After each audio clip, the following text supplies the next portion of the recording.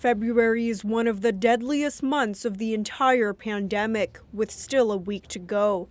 The provincial government's weekly report released Thursday reveals 37 COVID deaths during the week of February 13th to 19th. And as of Wednesday, 372 patients in hospital have COVID-19. We know that we are nowhere near out of this pandemic, despite what the leadership of this province and others might try to insinuate. COVID is very much here. The provincial government is lifting its pandemic restrictions at the end of the month. However, the state of emergency order is being renewed. A government spokesperson tells CBC that Premier Scott Moe has decided to keep it in place until healthcare staff no longer need to be redeployed to areas experiencing pressure from COVID-19. Opposition leader Ryan Miley says the government is being hypocritical. They've been willing to have their response to the pandemic fall on the backs of healthcare workers, allow people to get sick, allow the system to get overwhelmed, and they're willing to continue to do that, but not to protect the people of the province.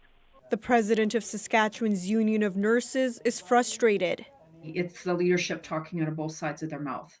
Because what this is telling us is the fact that we are in a disaster in this province.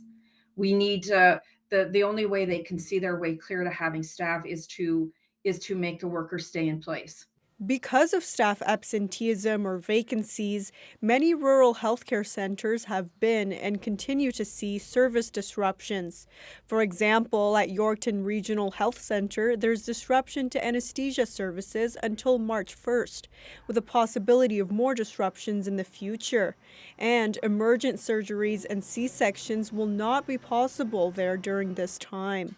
Also, recent coronavirus monitoring of wastewater across the province has found very high levels of viral load, and in Saskatchewan, very close to the highest levels ever seen.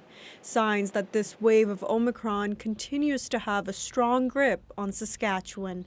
Yasmin Ranea, CBC News, Saskatoon.